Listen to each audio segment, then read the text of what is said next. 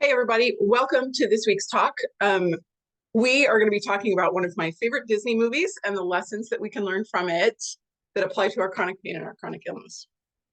If you have been following me for any amount of time at all, you know that I am a huge Disney fan. I have my emotional support water bottle full of my favorite Disney things. Um, and I really have been enjoying rewatching these movies and looking for just little tidbits that we can take from them that can encourage us as we go through things that just really aren't a whole lot of fun. So hi, if we haven't met, my name is Amy. I'm a chronic pain coach and I help motivated women return to lives they love with the use of movement, education, and self-discovery. So Aladdin, the iconic Robin Williams plays the genie, and I adore him. And I wanted to make this video about him because I love everything about the genie. However, I think the character that we need to focus in on is actually Aladdin. Aladdin is our growth character, right? And Aladdin is so tied up in being a street rat. That's all he'll ever be. That's what he tells Abu, right? This cute little monkey. He has defined himself as a street rat. He sees his entire world through that lens, and he sees himself as unworthy. And so when he gets an opportunity to make a wish, he wishes to be a prince so that he can be worthy of Jasmine's hand. You may think I'm stretching that, but I really don't feel like I am. I know for me personally, when I was in pain for those 20 years, I really didn't see myself so much as a teacher or a wife or a mom or a creative person or a smart person or a curious person. I saw myself as a person in pain. That was the only lens that I used to look at myself anymore. And the pain was really, really bad, guys. Let's be clear. But I think the things that made life not worth living, the things that made me want to end my life, had a lot more to do with the fact that I had defined myself by my pain and I had stopped defining myself by the other things that made me me. The more that I focused on my pain and all of the things that I couldn't do because of my pain and the fact that I was a person in pain, the worse my pain and disability got. There's this conversation going on in the pain and chronic illness community about not thinking pain thoughts or not thinking illness thoughts, and like that's supposed to make us better. And again, if you've followed me at all, you know that I hate the language surrounding these ideas. So bear with me as we kind of stumble through trying to talk through this together, right? So I just told you that perceiving myself as a person in pain and that being the only part of myself was really damaging to my ability to get better, right? It was in the way, it became a barrier. And that's what these researchers are trying to say. They're trying to say the more we focus on something, the more we define ourselves as something, when our pain is the only thing we think about and talk about. And oftentimes it is because we are so dismissed by our friends, our family, our medical community, that we end up needing to talk about it so that we can be validated. If you are part of the medical community and you're watching, or your family or friends of someone in chronic illness or chronic pain, validate them, acknowledge that they need to live differently than you, acknowledge that their lives have been turned upside down by what's happening to them medically, And you know what? If you understand, they'll probably stop talking about it. We talk about it because we don't feel heard. We talk about it because we don't feel understood. So it's a two-way street on this illness talk or pain talk, right?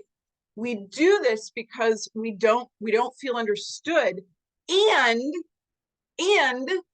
where we used to have all these hobbies and we used to go to work and we used to do all these other things to talk to you about our illness and our illness friends and our pain and our learning about our pain.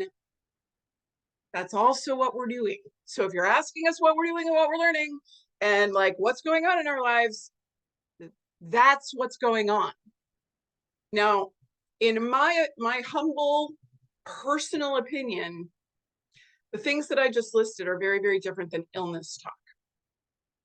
Illness talk,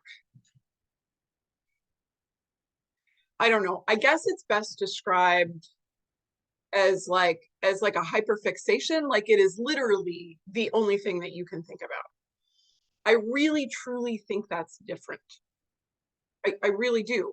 I think it's talking about it when you know that you're understood and there's nothing new that's happening.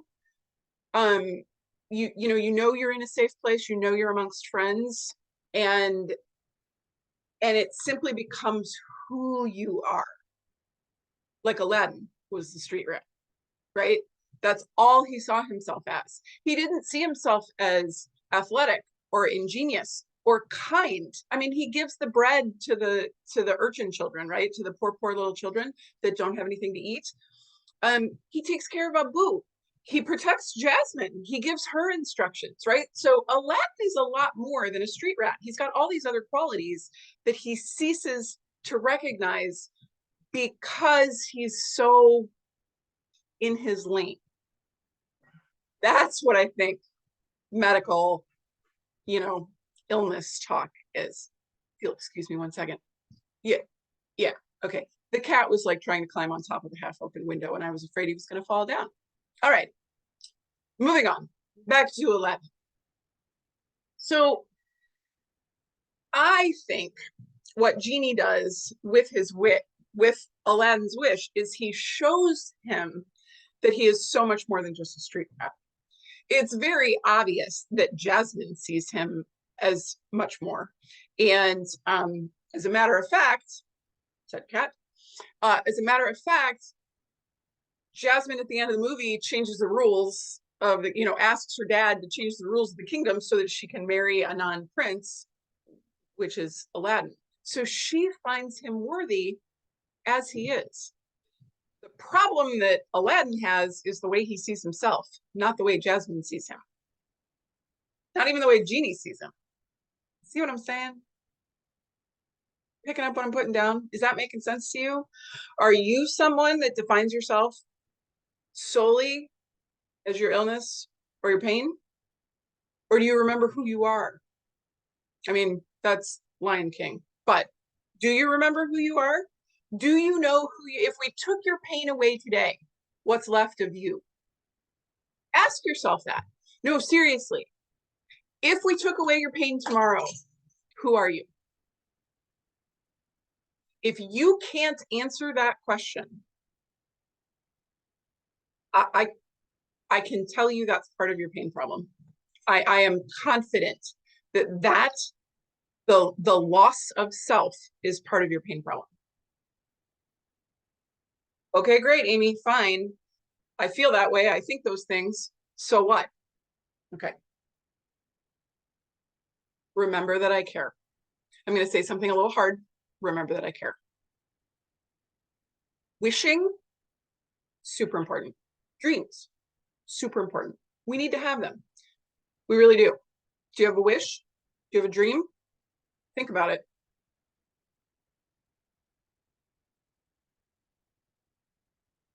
Wishes and dreams are nothing but that unless we have a plan to put them into action.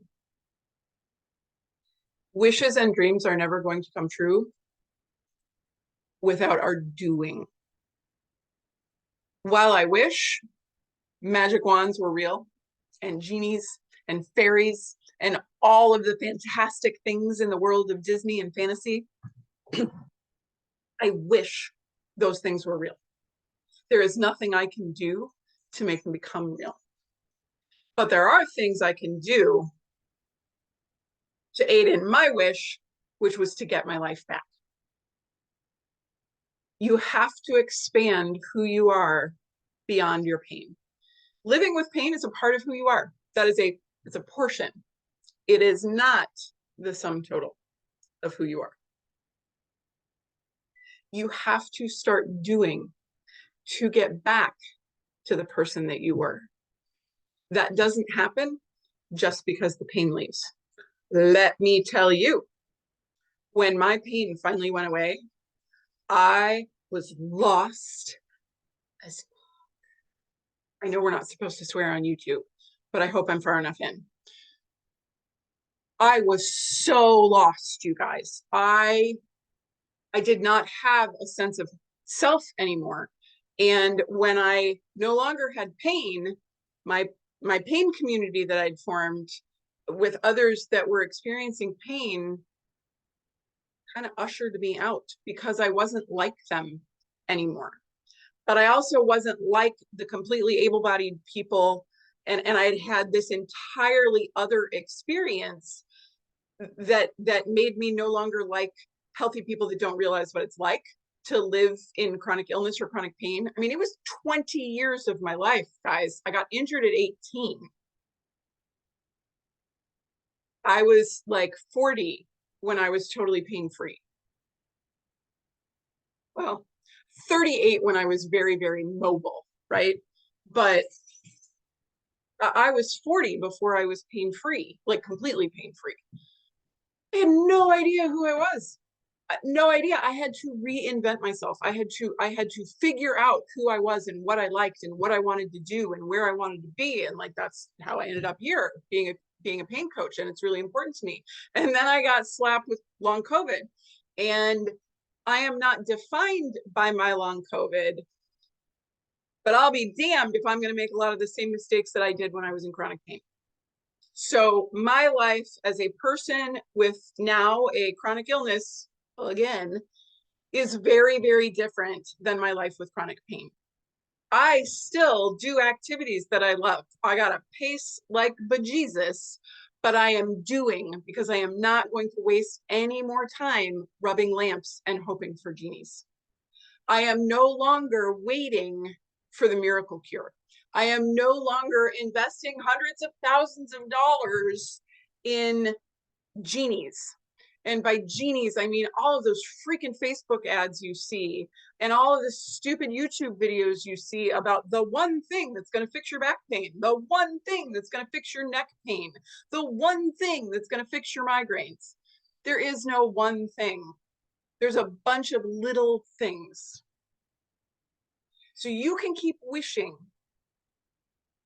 for the one thing that's going to fix you. But I'm going to suggest to you that you are the genie trapped inside of the lamp, if that is what you decide. Recovering from chronic pain and living well with pain and illness is not a passive sport. It is an active sport. And I know that you are an active person because you are here seeking answers. So go after your dreams. They're not too big. It may take longer than you want to reach them. It may be kind of a weird way that you get there. It may not be like a straight line, but who cares? Does it really matter if you are living the life that you want, even if it has to be a little different, even if there need to be some accommodations? Does it matter? I think it doesn't. And maybe that comes from a privileged position. But I think if we can have relationships, if we can enjoy our lives in whatever way that means to us, because it's different for everybody, that, I don't know, we're kind of our own genie, don't you think? So don't be the street rat, be the prince or the princess. if I get to choose, I always want to be the princess, especially in these later Disney movies, because these princesses, they've got some power, they've got some control. They're not waiting around sleeping, waiting to be kissed, right? But yeah, our situation doesn't define who we are. Remember that this week, and I'll see you again next week. If you want to read more, you can always go to my blog, www.restoringvenus.com/Aladdin, and you can read more of my thoughts on Aladdin and what that movie can teach us about chronic pain. Have a great day.